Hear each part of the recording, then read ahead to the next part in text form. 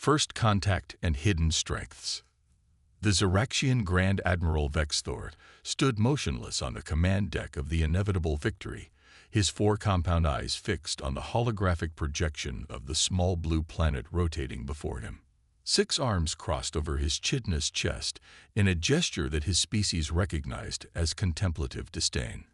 Behind him, the bridge crew, all high-ranking officers of the Ziraxian Empire, maintained respectful silence as they awaited his assessment. "So this is the source of the anomalous transmissions," Vexthor finally said, his voice a harmonious blend of clicking and subharmonic tones. "Local designation: Earth. Species self-classification: human." Commander Zintera, his most trusted intelligence officer, stepped forward. Her exoskeleton shimmered with the bioluminescent patterns that indicated her elite status. "The preliminary reports are complete, Grand Admiral. The species shows remarkable technological progress for their evolutionary age, but they remain fundamentally primitive." The hologram shifted, displaying a complex array of data: population centers, military installations, communication networks, and resource deposits. Detailed analyses of human history, warfare, and social structures scrolled alongside. "They've achieved rudimentary space travel, nuclear capabilities, and global electronic networks," Zintera continued. "But they remain divided into approximately 200 sovereign territories. Their military technologies rely on chemical propellants and crude electromagnetic systems." A ripple of amusement passed through the assembled officers, the Ziraxian equivalent of laughter. "And yet," Vexthor mused, "they've begun to detect our deep space communications. Intriguing." "A statistical anomaly," Science Director Krull explained, mandibles clicking in dismissal. "Their detection was accidental, the work of a few isolated individuals using experimental equipment. Their governments remain unaware of our existence. Our conquest calculation gives them a resistance index of 2.3, well below the threshold for concern." Vexthor nodded, his sensory antennae rippling with satisfaction. "Prepare the First Contact Fleet, Standard Conquest Protocol. We begin in 3 cycles." As the officers dispersed to their duties, none of them noticed the small fluctuation in their secure quantum network, a brief intrusion so subtle that the most sophisticated Ziraxian security systems dismissed it as background noise. In a cramped apartment in Buenos Aires, Dr. Elena Vega stared at her computer screen in disbelief. The 34-year-old quantum physicist had been testing an experimental receiver when she detected the signal, a pattern so mathematically precise, so impossibly complex, that it could only have one explanation. "It's real," she whispered, hands trembling as she secured the data on an isolated drive. "They're out there, and they're talking about us."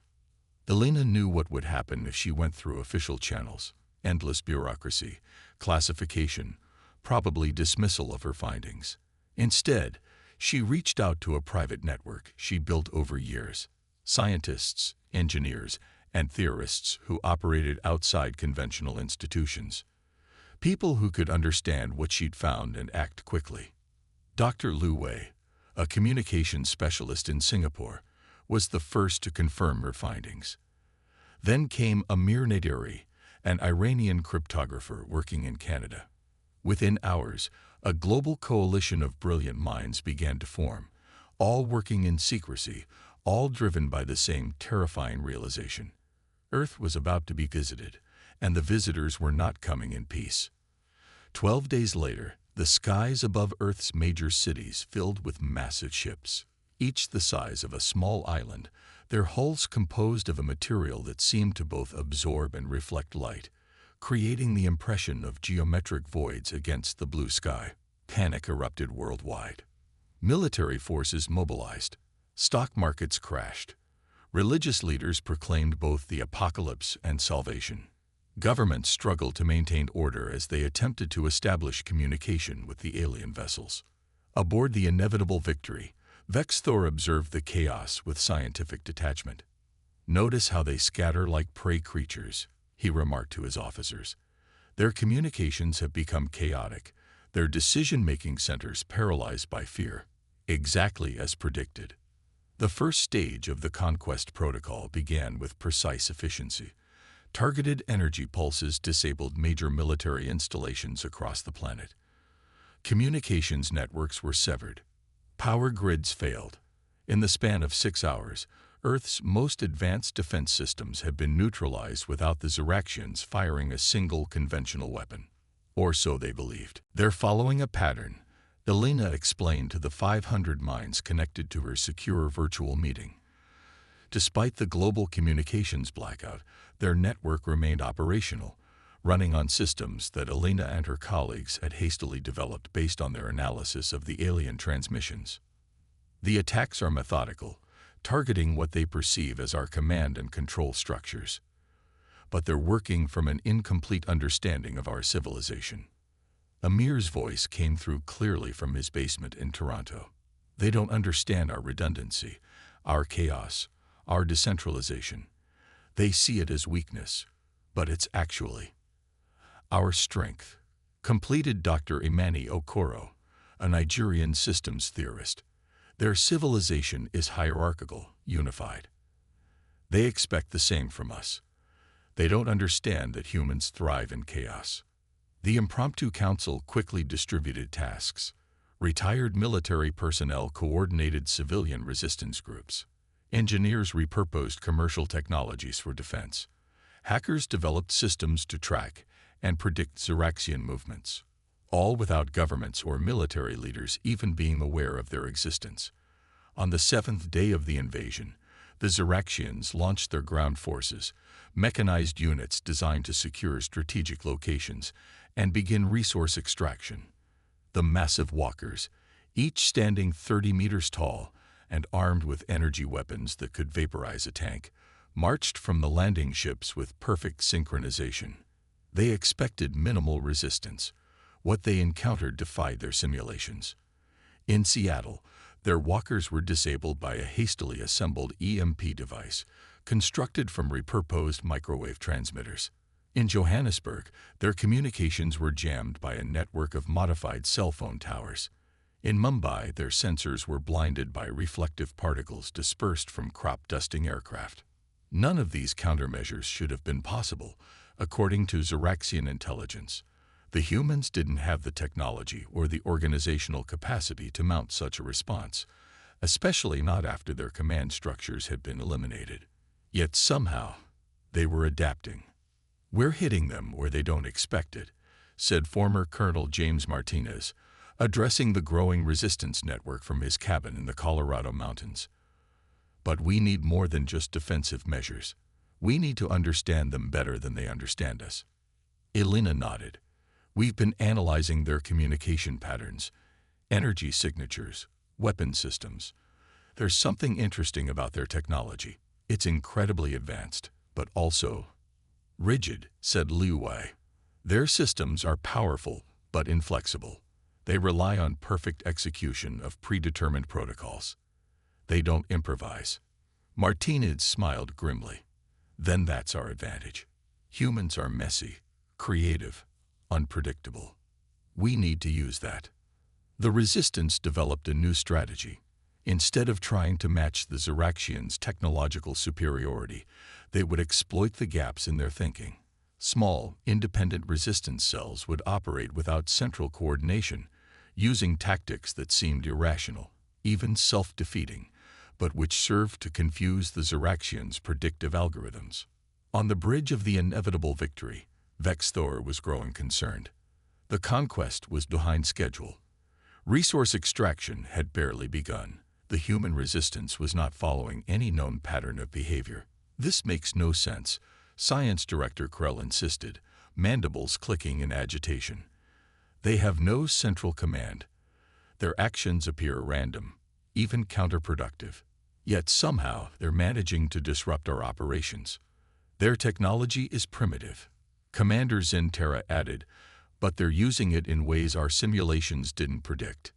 They're adapting." Vexthor's compound eyes narrowed. "Increase the pressure. Deploy the Eradicators." The Eradicators were the Empire's elite shock troops. genetically engineered warriors with enhanced strength, reflexes, and sensory capabilities. Their arrival should have broken the remaining human resistance. Instead, it marked the beginning of the Ziraxians' downfall, because now the humans knew the aliens could bleed. In the mountains of Japan, a team of former Special Forces operators ambushed an Eradicator patrol, discovering vulnerabilities in their armor. In the Amazon rainforest, indigenous guides led resistance fighters to strike at Ziraxian supply lines. In the deserts of Australia, modified civilian vehicles conducted hit-and-run attacks on alien outposts. Knowledge spread through Alina's network, each victory building on the lessons of previous encounters. The humans weren't fighting as nations anymore. They were fighting as a species, a swarm of independent operators sharing a common purpose. And deep within her network, Alina and her team were working on something that would change the course of the war, a way to turn the Ziraxians' greatest strength into their greatest vulnerability. The pieces were falling into place. The grand deception was nearly ready. Humanity was about to show the Ziraxians exactly what they had underestimated. Turning the tide, Grand Admiral Vexthor stood rigidly before the Supreme Council's holographic projection, all 6 of his arms held in the formal position of accountability. Even across 12 light years, the Council's displeasure was palpable. "Explain yourself, Admiral," demanded Supreme Executor Ixhal, her massive form dominating the projection.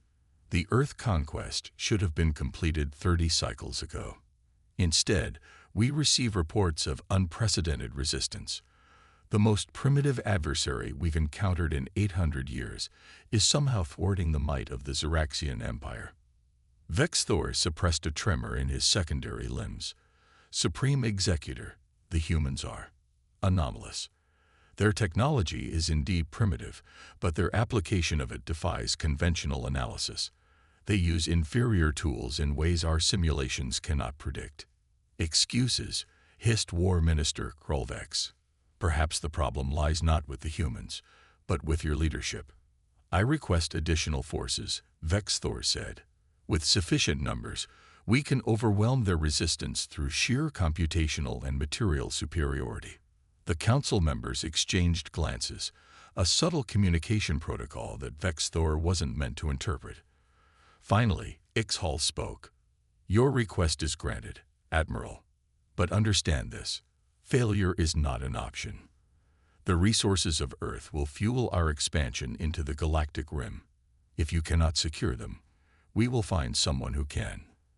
The transmission ended abruptly, leaving Vexthor alone with his growing doubts. On Earth, the resistance had evolved from scattered cells into a coordinated global movement. Operating from hidden bunkers, abandoned mines, and remote wilderness areas, they had established a parallel civilization, one the Ziraxians couldn't track or predict. In a repurposed salt mine beneath Detroit, Alina Vega addressed the Resistance Council, no longer a virtual meeting, but a gathering of humanity's most brilliant minds. "The reinforcements will arrive within 14 days, she announced, pointing to the data displayed on salvaged screens. "Our operatives in orbit have confirmed it. The Ziraxians are bringing enough firepower to glass the entire planet." Emir Naderi, his face gaunt from months of ceaseless work, nodded grimly. "Then it's time for Operation Trojan." Lu Wei's fingers danced across a makeshift console. "The quantum transmitter is ready. We've successfully mimicked their communication protocols. They'll never detect the intrusion." Colonel Martinez studied the battle maps showing Ziraxian positions worldwide. "The ground teams are in position. The moment their reinforcements arrive, we go dark. Make them think they've finally broken us." Dr. Okoro raised a hand.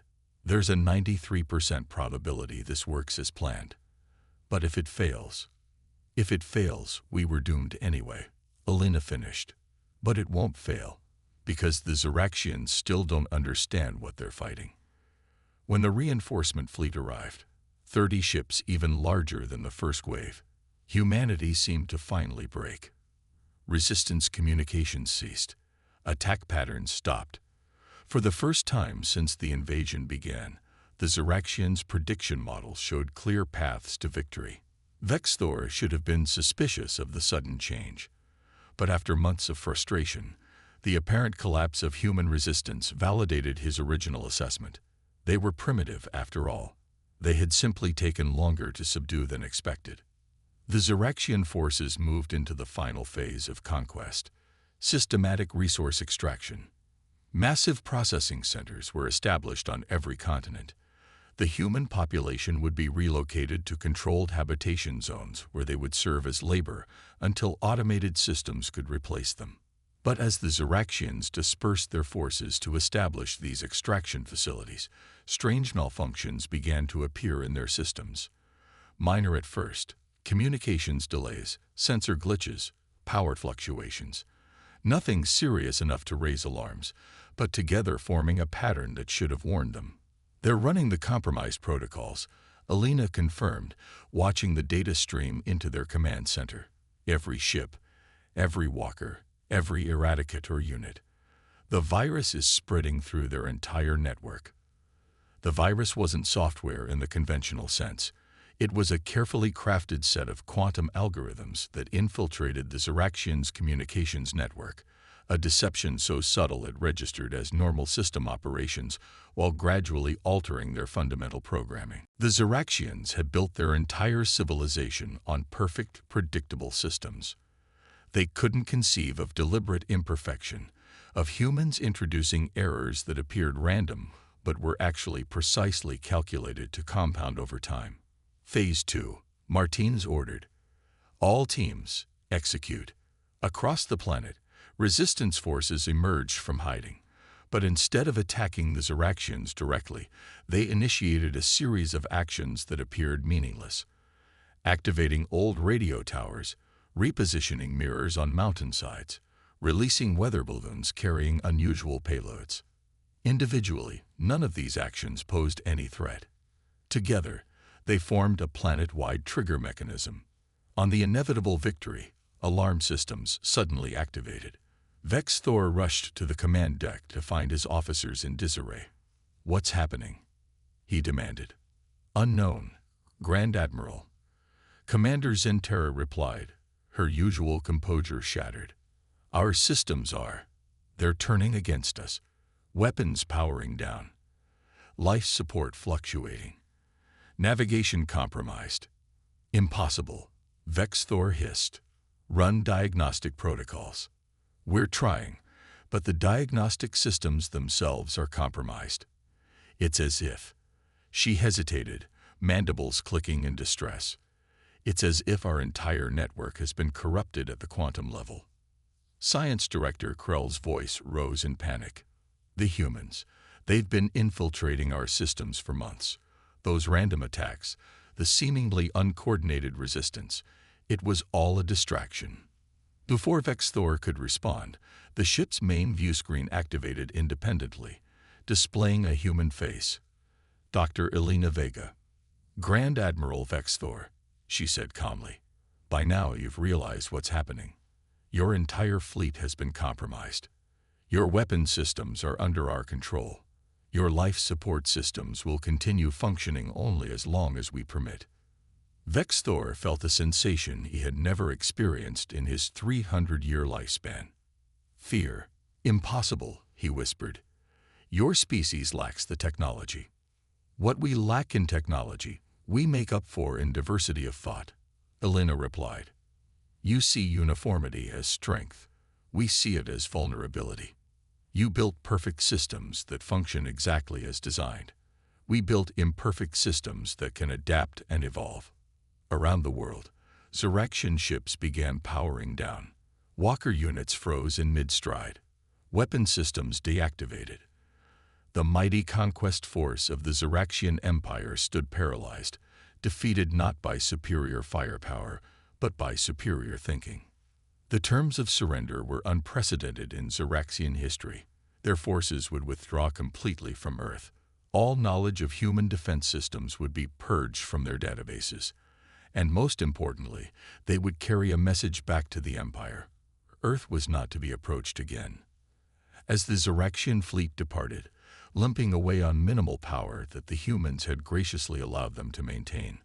The Supreme Council received Vexthor's final report, a document that would transform the Empire's understanding of the galaxy. The humans possess no technological advantages, he wrote. Their weapons are primitive, their sciences underdeveloped, their civilization fragmented. And that is precisely what makes them dangerous. They do not think as we do. They do not fight as we do. They are chaos embodied. Billions of minds working not in perfect harmony, but in creative discord, finding solutions we cannot predict because they themselves do not know what they will discover until they discover it. His final recommendation was simple: avoid contact with Earth until they reach deep space independently. By then, perhaps, we will have evolved enough to understand them. 5 years after the Ziraxian retreat, the Earth had changed. The technology salvaged from the invasion had accelerated human development by centuries. United by the memory of common danger, the nations of Earth had begun to set aside their differences to focus on a shared future among the stars. In a new research facility built into the side of a mountain in New Zealand, Dr. Elena Vega stood before a quantum transmitter far more advanced than the one she'd built in her apartment years earlier. With a team of scientists from 27 nations, she was preparing humanity's first deliberate message to the cosmos. "Are we ready for this?" asked Immerse, now the director of Earth's Unified Defense Network. "Announcing ourselves to the galaxy after what happened." Elena smiled. "The Ziraxians weren't the only ones who learned a lesson. We discovered our greatest strength during the invasion.